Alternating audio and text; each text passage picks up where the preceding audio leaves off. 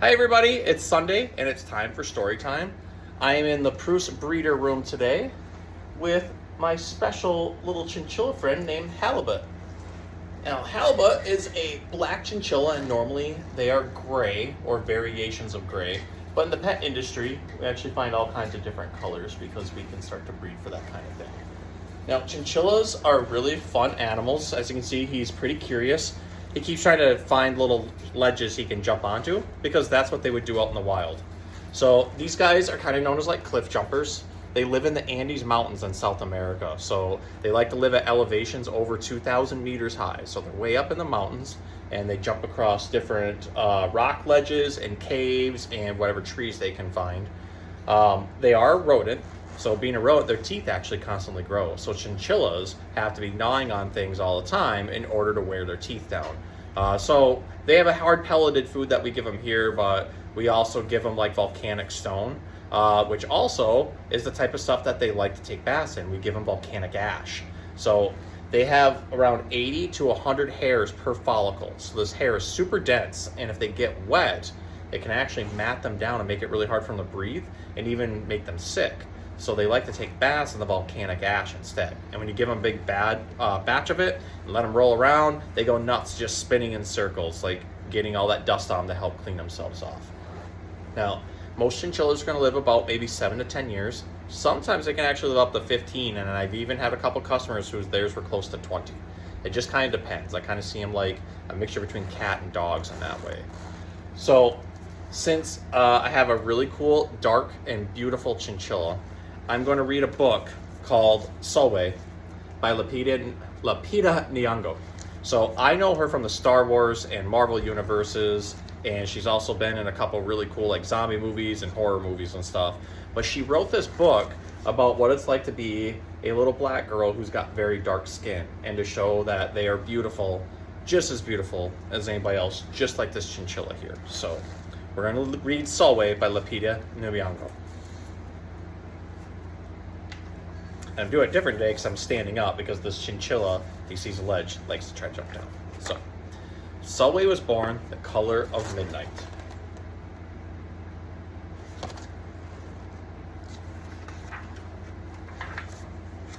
She looked nothing like her family, not even a little, not even at all. Mama was the color of dawn, Baba the color of dusk, and Mish, her sister, the color of high noon. Hardly anyone at school looked like Sulwe either. People gave her sister Mish pet names like Sunshine and Ray and Beauty. People gave Sulwe names like Blackie and Darky and Night. Sulwe felt hurt every time, so she hid away while her sister made lots of friends.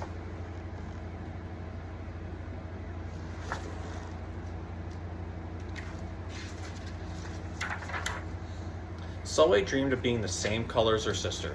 She wanted real friends, too.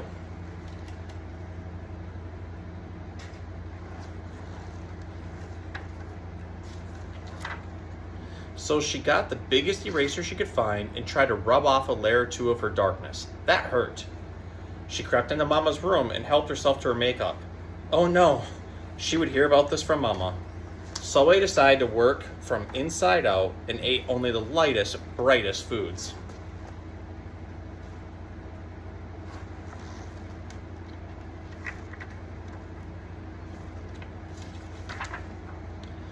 With a stomach ache, she went to bed early and turned to God for a miracle. Dear Lord, why do I look like midnight when my mother looks like dawn? Please make me as fair as the parents I'm from. I want to be beautiful, not just to pretend. I want to have daylight. I want to have friends. If you hear me, my Lord, I would like to comply. May I wake up as bright as the sun in the sky. Amen. When Mama came in to wake her for school the next morning, Sulwe rose to find not a trace of daylight in her midnight skin. Sulwe told Mama everything.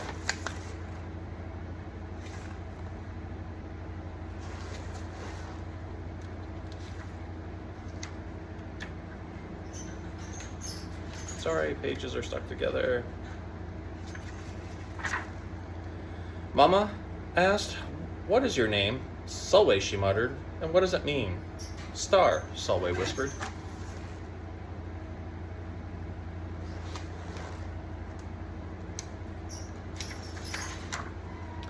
Brightness is not in your skin, my love.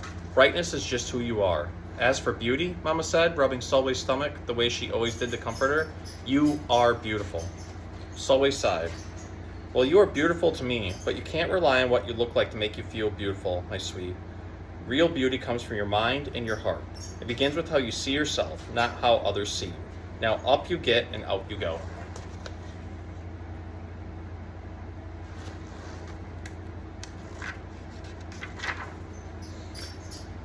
How could she, as dark as she was, have brightness in her? How could she have beauty when no one but her mother seemed to see it? How could she be a star?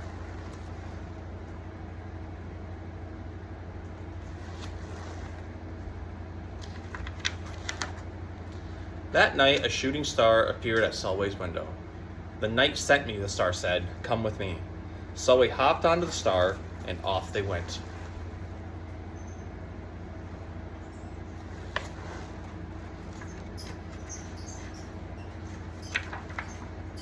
Long ago, at the beginning of time, said the star, there was night and day, and they were sisters.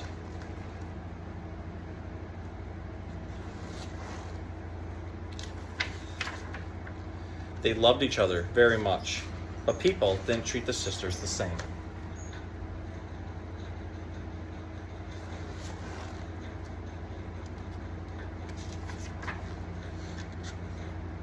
People gave day pet names like lovely and nice and pretty. People gave night names like scary and bad and ugly, and she felt hurt every time. Well, Night got fed up and walked right off the earth.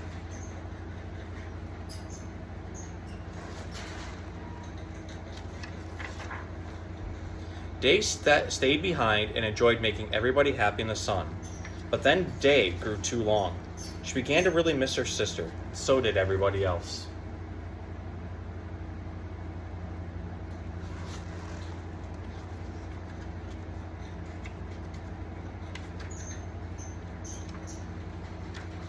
Yes, I hear you chattering. Do you like the book too?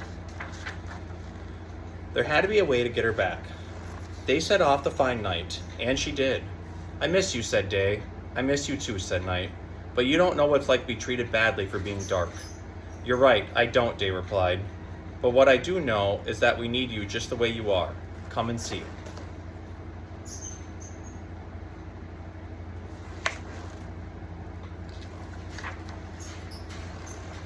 Night returned and the people rejoiced. We need the darkest night to get the deepest rest. We need you so that we can grow and dream and keep our secrets to ourselves. The stars chimed in. Brightness isn't just for daylight. Light comes in all colors, and some light can only be seen in the dark. While day had a golden glow, with night everything had a silver sheen, elegant and fine.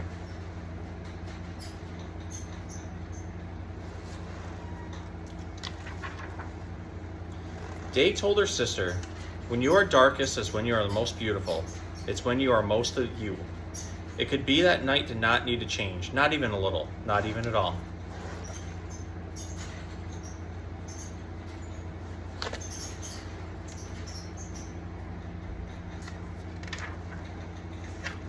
Now that Night and Day were back together, a little bit of Night returned to Day in the form of shadows, and a little bit of Day returned to Night in the form of moonlight.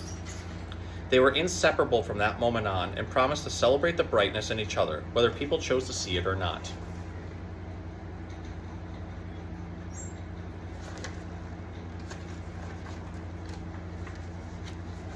You see, the star explained, we need them both on their sunniest day and their darkest night and every shade in between.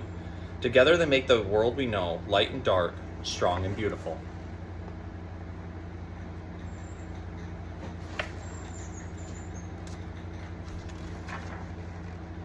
Sulwe rose the next morning beaming.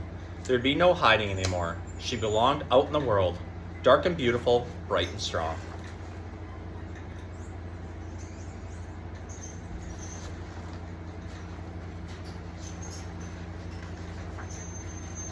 And if she ever needed a reminder of her brightness, she could look up at the sky on the darkest night to see for herself.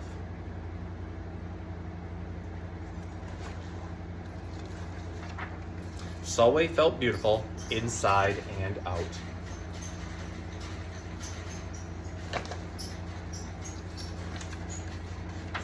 The end. So there's an author's note here that I'm going to read through because I think this is really important. Much like Sulwe, I got teased and taunted about my night-shaded skin. I prayed to God that I would wake up with paler skin. I tried all sorts of things to lighten my complexion. My mother told me often that I was beautiful, but she's my mother. Of course she's supposed to think that. It wasn't until I was much older that my feelings about my skin changed. It helped to see darker-skinned women being celebrated for their beauty. If they were beautiful, I could be too. I began to see myself differently. While both Sulwe and I had to learn to see our beauty, I hope that more and more children begin their lives knowing that they are beautiful, that they can look to the beauty in the world and know they are part of it. And yet, what is on the outside is only one part of being beautiful. Yes, it is important to feel good about yourself when you look in the mirror, but what is even more important is working on being beautiful inside. That means being kind to yourself and to others. That is the beauty that truly shines through. The journey I went on was very different from Sulwe's nighttime adventure, but the lesson was the same. There is no such beauty in this world and inside you that others are not awake to. Don't wait for anyone to tell you what is beautiful. You know that you are beautiful because you choose to be. Know that you always were and always can be. Treasure it and let it light the way in everything you do. So, that author's note pretty much explained exactly what I wanted to say about this book. You are who you are, and no one can tell you differently. You're beautiful and were born just the way you are, and you're perfect the way you are. Doesn't matter your skin tone, doesn't matter where you came from, doesn't matter what your hair looks like or your eyes or anything else. You are beautiful just the way you are, just like this book says. Just the way this chinchilla is. So, I hope you guys enjoyed the story, because I really loved it, and I hope you enjoyed learning about chinchillas. So, have a good night.